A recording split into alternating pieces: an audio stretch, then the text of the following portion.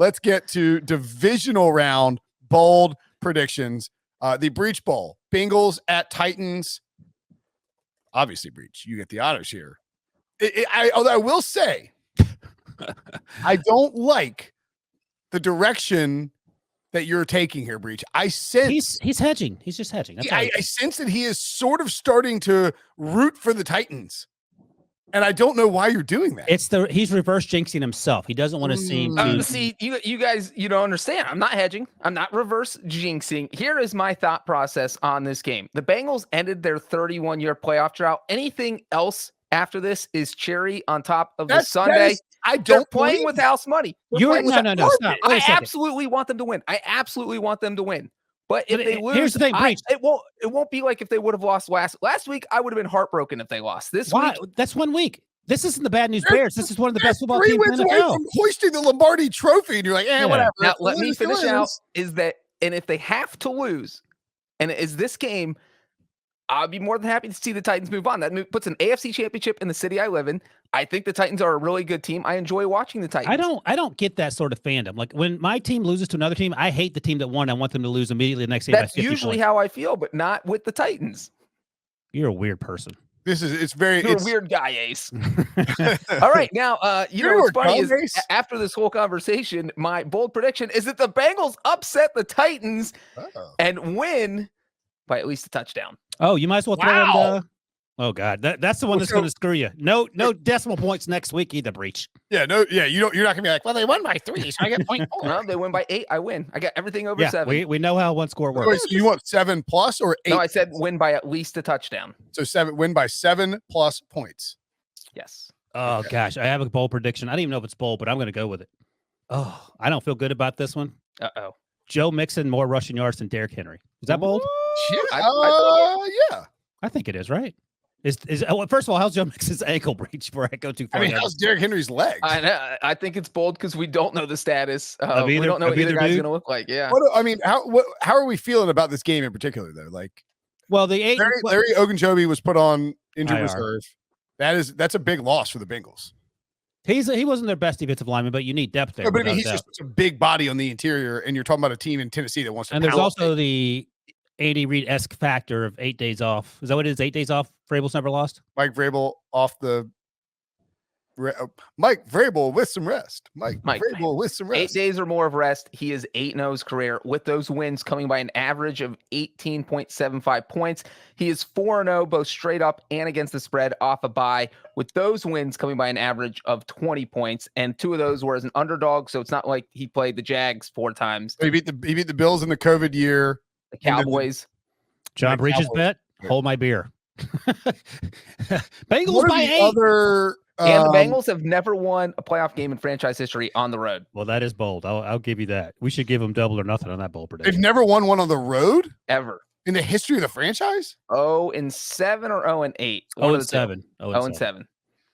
This one makes me nervous as a quasi Bengals fan. Ooh, Brenton's on the Bengals bandwagon. But I will say that we saw the Titans curb stomp the Dolphins late in the year. They snuck by they were sneaking by teams. I don't even know if any of that matters. And the Bengals' last 2 playoff road losses have come against AFC South teams. Colts and the Texans. Oh, because they lost. Were they home against the Chargers when Phillip Rivers beat them? Yes. Yeah. How good that makes them feel. Oh, it makes me feel so happy. So warm and happy inside. I like the Bengals in this spot. Is that your bold prediction? I can't take it because Breach already took. That's why I went first. Hey, Breach, are you writing these down? Because I know Debo. I am writing them down. I got to put them in the newsletter on Thursday, so I got to keep track of them. My bold, and so Debo doesn't screw you over with what is that about? Chris, what's your bold prediction? My bold prediction is that T. Higgins catches 2 receiving touchdowns. Wait. That's 3 is bold. 2 is just like, okay, that was a good. T. Higgins catches 2 is pretty bold. I don't think anybody's predicting that. I don't know if that's a full point. Is that a full point worth of boldness, Breach, if he gets that? I mean, if you don't think it is, then I think that we're on the fence here. I mean, who caught 2? You reacted pretty quickly. 2's not enough? I will say that T. Higgins only had 2 touchdown catches in 1 game this year. Two receiving touchdowns in a divisional round for the second best. Okay, I mean, all right. You could. Nada says he thinks it's bold. All right, there you go. I mean, can I go? I don't want to go like T. Higgins is Bengals leading receiver. How about T. Stay- Higgins is the stay- Bengals stay with leading two. receiver Stay and with- has 2 touchdowns. What'd you say? T. Higgins is the Bengals leading receiver No, and has you- 2 Just receiving take the 2. I don't want to. If Breach thinks it's bold, then that's fine. Because if you double up, Breach won't give you any points for that. That's the kind of jerk he is. I mean, 3 touchdowns is just asking. 3 No, receiving he ain't, touchdowns. I was going to say 3 is impossible, and then 2 felt like too little. So I'll give you 2. That's fine. 2 it is. If I hadn't said 3 out of the gate, I think you would have been fine with it. Maybe, yeah. But I said 3 and then went back. Yeah, T. Higgins 2. Fair enough. How many do you have for the year, Breach? You have that in front of you?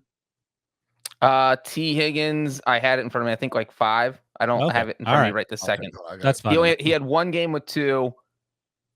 He had 6 and 1 All right. game with 2. And there is not 2 doesn't happen. The It's game always against Baltimore, he had 12 catches, 194 yards, and 2 touchdowns. Like he had a crazy run there. And that team has no secondary, so that probably had something to do with it. All right. But to Wilson's point, 2 touchdown catches a game has happened 3 times this postseason already. Yeah, did Tyler Higbee have 2 yesterday? Who had 2 yesterday? Did Higbee? I don't think anyone did. Tyler He only Higbee threw catch 2 1. touchdown passes. Maybe the week before he had 2, like in the. Yeah, he had 2 the week. Dawson Knox, Dawson was Knox. Yeah, had I 2. mean, that's And, bold. Kendrick Bourne, which no one would Also ever guess. bold. Those That would have fools- been and Byron Pringle. That Those would have been are- bold. those are all God, bolder than.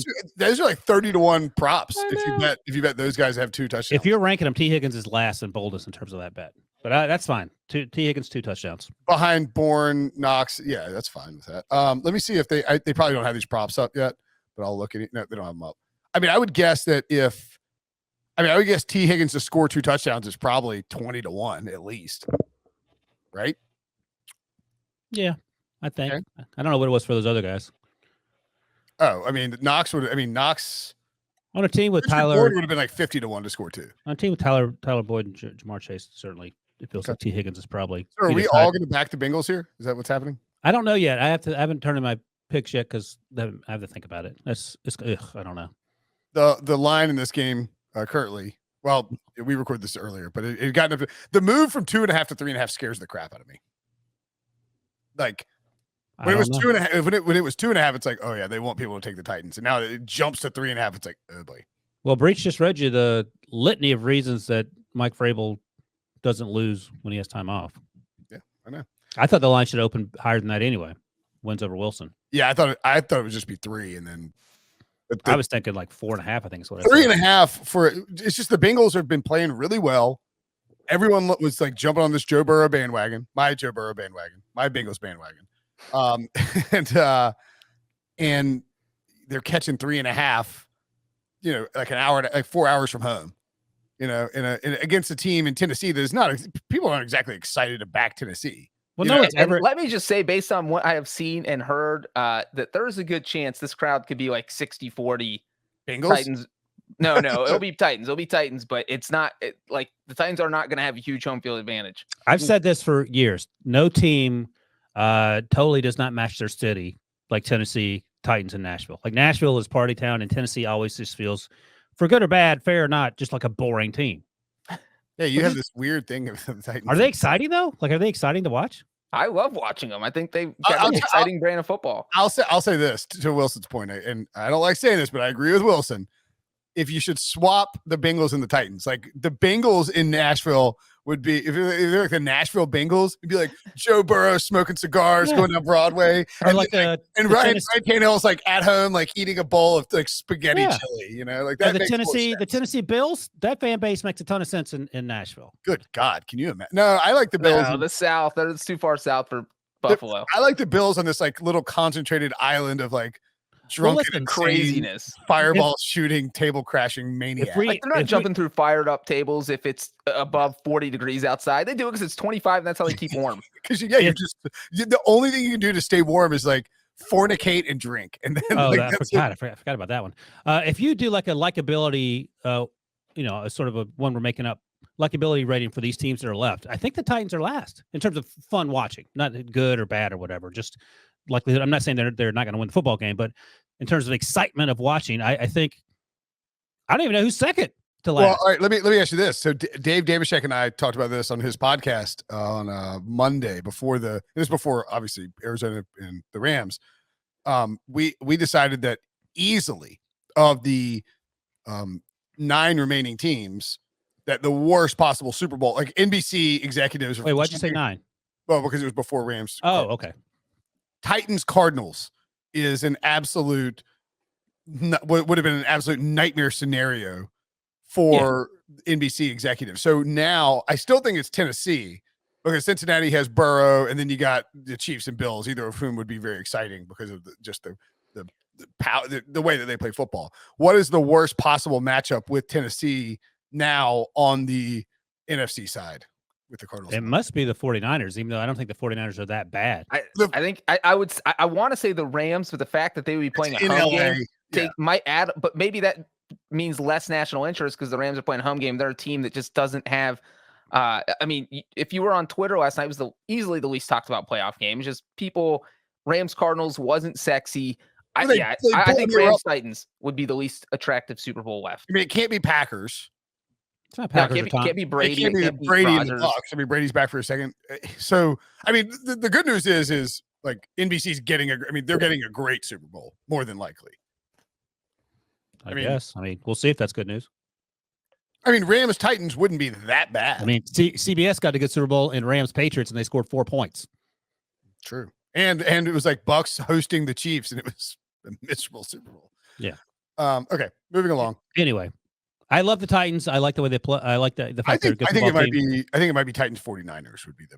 That's what I think. I think the Rams thing. He just 49ers have a national following, though. People like watching them in the Super Bowl. Have you seen Jimmy Garoppolo play consistently for 4 quarters? That would be a huge concern. Not ever. I think the Rams are just a little sexier than the 49ers. And by the way, Breach, if the Rams are in the Super Bowl and they win that thing, guess who's going to the Hall of Fame? Dum dum. Jim Breach. He's already there. Matthew Stafford. You know what?